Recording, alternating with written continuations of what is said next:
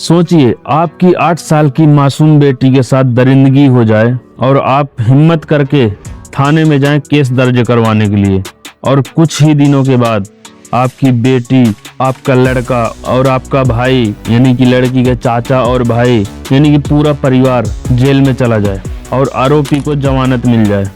ये कोई फिल्म नहीं, ये हकीकत है उत्तर प्रदेश के कौशाम्बी जिले के एक छोटे से गांव की, जहां इंसाफ की जगह जाति, पैसा और राजनीति ने मिलकर पूरा खेल बदल दिया। तो दोस्तों, इस कहानी में ट्रस्ट है, इस कहानी में बहुत बड़ी सीख मिलने वाली है आपको। तो प्लीज इस वीडियो को बिना स्किप किए लास्ट एंड तक जरूर देखना। ये कहानी है दोस्तों कौशाम्बी जिले के सैनी थाने के तहत आने वाले लोहदा गांव की। एक ऐसा गांव जहां पाल समाज की मेहनत कश गरीब परिवार अपनी रोज की लड़ाई बस 2 वक्त की रोटी के लिए लड़ रहा था। इसी गांव में रहती थी पाल समाज की करीब 8 साल की एक मासूम बच्ची, और आरोप है कि उसी गांव के एक ब्राह्मण युवक ने इस बच्ची के साथ यौन शोषण की कोशिश की। जब वो रामायण देखने के लिए उसके घर के पास गई, तब कुछ इस तरह का रिएक्शन हुआ उस लड़की के साथ में। आप वीडियो में देख सकते हैं। दोस्तों, रिपोर्ट के मुताबिक दोपहर की तेज धूप थी, ज्यादातर लोग घरों में थे, सन्नाटा पसरा हुआ था। इसी दौरान बच्ची कुछ सहेलियों के साथ रामायण देखने गई। रास्ते में ही आरोपी युवक ने उसे बहलाया, फुसलाया और बगल में ईंट भट्टे की तरफ ले गया, जहां वह आरोपी अपने मोबाइल में अश्लील वीडियो देखकर उत्तेजित था और वही बच्ची के साथ घिनौना कृत्य करने की कोशिश की। फिर इसके बाद दोस्तों, किस्मत से बच्ची वहां से निकल पाई। रोती चीखती हुई घर पहुंची। सबसे पहले उसने अपने घर वालों को सब कुछ बताया, जिसको सुनकर मां और रिश्तेदारों के पैर तले जमीन खिसक गई। परिवार ने सीधे आरोपी के घर जाकर उसके माँ बाप को सारी बात बताई। बताया जाता है कि आरोपी के पिता ने पहले तो अपने बेटे को डांटा, फटकारा, लेकिन यहीं ये कहानी ने नया मोड़ लेना शुरू किया है। अभी ट्रेलर है दोस्तों। फिर उसके बाद कानून के मुताबिक पुलिस ने POCSO और रेप से जुड़ी धाराओं में आरोपी युवक को गिरफ्तार किया और जेल भेज दिया। फिर जैसे जैसे मामला ऊपर तक पहुंचा, जाति की राजनीति ने कानून को पीछे ढकेलना शुरू कर दिया। आरोपी पक्ष जोर लगाने लगा कि लड़का निर्दोष है, केस झूठा है, और इसी बीच आरोपी के पिता ने जहर खाकर आत्महत्या कर ली। दोस्तों, यही बात आगे चलकर पूरे मामले की दिशा बदलने वाली थी। अब समझिए दोस्तों यहाँ से कि पिता कोई साधारण आदमी नहीं था, यानी कि संविधान को भी अच्छी तरह से जानता था। और हमारे इंडिया में हमेशा ही जातिवाद का दबदबा रहा है और अभी भी चल रहा है दोस्तों।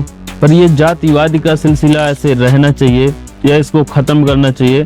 मुझे कमेंट सेक्शन में अपना ओपिनियन जरूर दीजिएगा प्लीज।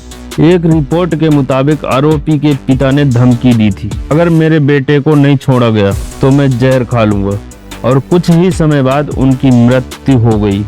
इस मौत के बाद ब्राह्मण समाज सड़क पर उतर आया। राम बाबू तिवारी का 100 हाईवे पर रखकर जाम किया गया। नारे लगे और कहानी एक बच्ची के साथ दरिंदगी से हटकर ब्राह्मण बनाम पाल समाज की दिशा में मोड़ दी गई, यानी कि उसी केस को उल्टा कर दिया गया।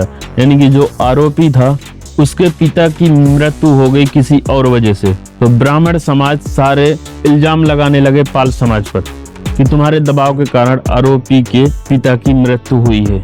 दोस्तों, कहानी बहुत इंटरेस्टिंग है और ये कहानी उत्तर प्रदेश के कौशाम्बी जिले की है और आज उसका लड़का विधायक यानी कि MLA है। दोस्तों, ये कहानी बहुत इंटरेस्टिंग होने वाली है। ये कहानी दोस्तों उत्तर प्रदेश के कौशाम्बी जिले के एक छोटे से लोहदा गांव की है। पाल समाज इस सिलसिले से जूझ रहे, इस तरह की कठिनाइयां झेली, इस तरह की परिस्थितियां झेली। फिर इसके बाद एक उन्हीं पाल समाज का लड़का संघर्ष करते करते आज MLA बना है और उसका नाम है शुभम पाल। बताया जाता है कि राज्य के बड़े नेताओं और अधिकारियों तक मामला पहुंचा। आरोप यह लगे कि प्रभावशाली लोगों ने उप मुख्यमंत्री स्तर तक से ब्राह्मण पक्ष की सुनवाई को तरजीह दी और पूरा नैरेटिव बदलकर यह दिखाने की कोशिश की गई कि पाल समाज ने ही आरोपी के पिता को आत्महत्या के लिए उकसाया है, यानी कि प्रेशर दिया है पाल समाज ने ही। नतीजा पीड़ित बच्ची के पिता, चाचा, भाई समेत कई लोग जो शुरू में न्याय की उम्मीद लेकर थाने गए थे, खुद उन्हें ही जेल में जाना पड़ा और उधर आरोपी युवक को जमानत मिल गई। भाई केस उल्टा हो गया ना। लेकिन कहानी यहीं खत्म नहीं हुई। कौशाम्बी से लेकर प्रयागराज तक पाल समाज सड़कों पर उतर आया और कहने लगे पीड़ित बेटी को न्याय दो, झूठे मुकदमे वापस लो जैसे नारे गूंजने लगे। सोशल मीडिया पर वीडियो वायरल होने लगे और देश के कोने कोने से लोग इस बच्ची के लिए आवाज उठाने लगे। दोस्तों यही वो वक्त था जब कई सामाजिक कार्यकर्ता, वकील और युवा नेता खुलकर सामने आए। कोई गांव में जाकर पीड़ित परिवार से मिला, कोई प्रेस कॉन्फ्रेंस करके सवाल पूछने लगा, कोई राजधानी में धरना प्रदर्शन करने लगा और इस लड़ाई को एक परिवार बनाम सिस्टम नहीं बल्कि न्याय बनाम मनुवाद और जातिवाद की लड़ाई बताया। आज भी ये लड़ाई पूरी तरह खत्म नहीं हुई है। एक तरफ परिवार पर मुकदमे हैं और जेल की चार दीवारी का दर्द है, दूसरी तरफ समाज की उम्मीदें हैं। सड़क से लेकर कोर्ट तक लड़ाई लड़ने वाले लोग, कोई फैक्ट फाइंडिंग रिपोर्ट निकाल रहा है और कोई आंदोलन की तैयारी कर रहा है। सवाल सिर्फ एक बच्ची के इंसाफ का नहीं, सवाल ये है कि क्या इस देश में गरीब, मजदूर और पिछड़ी जाति की बेटी को इंसाफ मिलेगा या फिर हर बार ताकतवर की जाति पैसा और सत्ता कानून से ऊपर बैठते रहेंगे। कौशाम्बी की ये कहानी सिर्फ एक गांव की नहीं, ये आने वाले कल की चेतावनी है। फैसला कोर्ट करेगा लेकिन सवाल हम सबको खुद से पूछना होगा। जब भी किसी मासूम के साथ ऐसा होगा, क्या हम चुप रहेंगे या इंसाफ की आवाज बनेंगे?